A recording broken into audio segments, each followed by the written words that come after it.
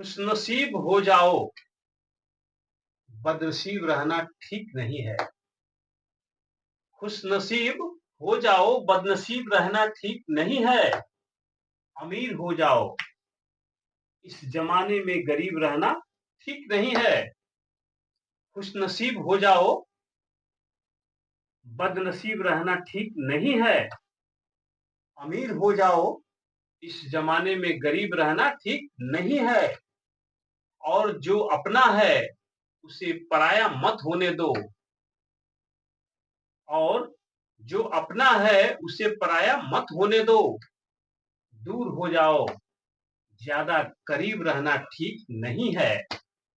नमस्कार, आदाब, सत श्री अकाल। मैं हूं समीर आयोग और आप देख रहे हैं रियल स्टोरी।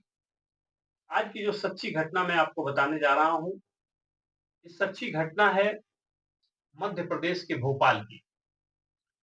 भोपाल में एक परिवार रहता है। उस परिवार में एक माँ, एक पिता, एक बेटा और एक बेटी। ये 4 लोगों का परिवार है। जो लड़का है सुशील नाम है उसका। सुशील मुंबई में सीआरपीएफ का जवान है, वो वहां मुंबई में तैनात है। और माता पिता और बेटी तीनों भोपाल में घर पे रहते हैं। 2024 में वैलेंटाइन डे के दिन यानी 14 फरवरी को शादी होती है एक कृतिका नाम की लड़की से।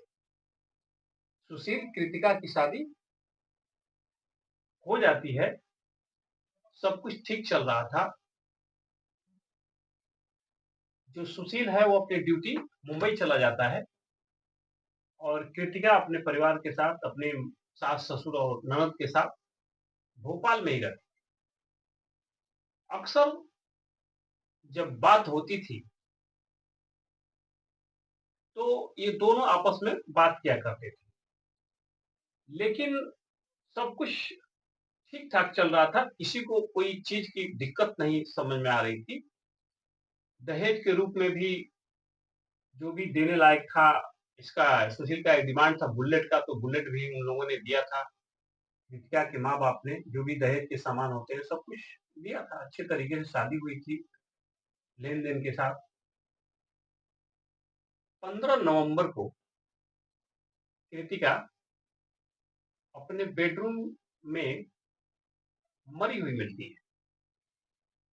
उसकी जो ननद है वो पुलिस को फोन करती है कि हमारी भाभी बेडरूम में ही अपनी साड़ी का फंदा बना करके आत्महत्या कर ली। गला दम घुटने की वजह से उनकी मौत हो गई। पुलिस मौके वारदात पे जब पहुंचती है तो शव को कब्जे में लेकर सारा कुछ बयान दर्ज किया जाता है। उसकी कृतिका के माता पिता को भी फोन किया जाता है। कृतिका के माता पिता के आने से पहले जो सुशील सुशील भी 15 तारीख को ही, 15 नवंबर को ही अपने घर आया हुआ था। वो भी घर पे था। उसी दिन कृतिका ने ऐसा क्या किया, इन दोनों के बीच ऐसा क्या हुआ कि उसको जान गंवानी पड़ गई। कृतिका के माता पिता जब आते हैं तो उसके ससुराल वालों का घर पे किसी का पता नहीं था, सारे लोग फरार हो गए। कृतिका के शव से उसके माता पिता को मुलाकात पुलिस ने करवाया है। लेकिन जो उसके पिता हैं कृतिका के, उन्होंने अब असली राज खोला है।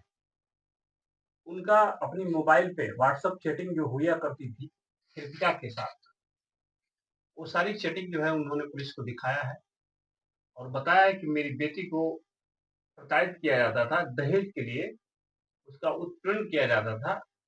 बार बार उससे इस तरह की बातें की जाती थी जिससे वो परेशान होकर के आत्महत्या की। क्योंकि मेरी बेटी जब भी कोई बात होती थी वो मुझे फोन करती थी, मैसेज करती थी, बताती थी ये देखिए उसके पति ने ये बातें की हैं।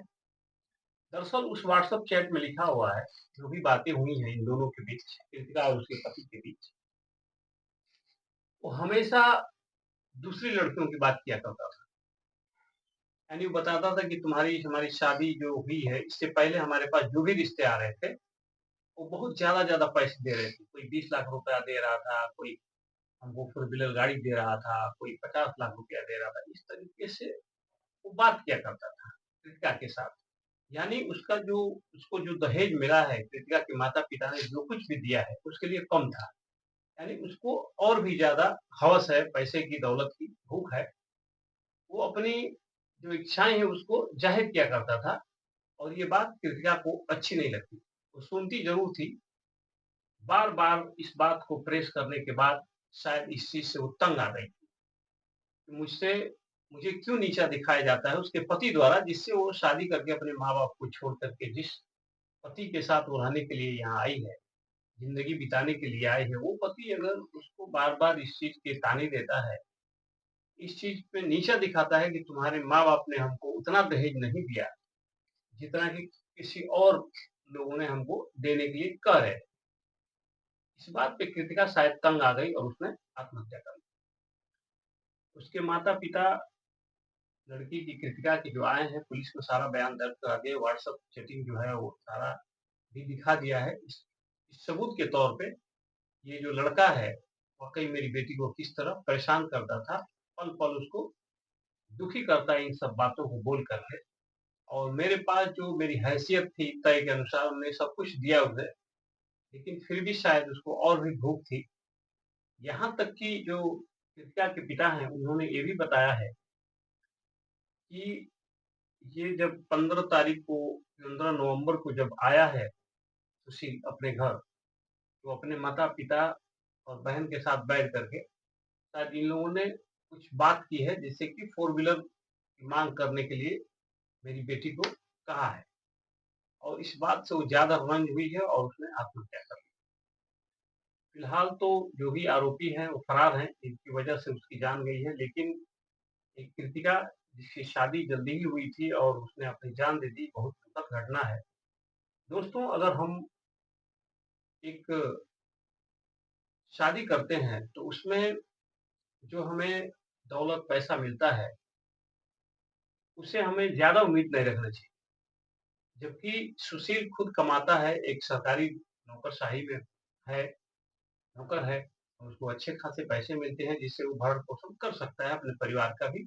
एक रिक्शा चलाकर, एक ठेला चलाकर, एक गरीब व्यक्ति जो दहाड़ी करके अपने बच्चों को पालन-पोषण कर सकता है, उससे बढ़िया तो वही है। जिसके पास कुछ नहीं है, लेकिन कुछ इच्छा भी नहीं है, बस नमक-रोटी जो मिल जाता है, वो खाकर अपने जीवन का भरण-पोषण करता है।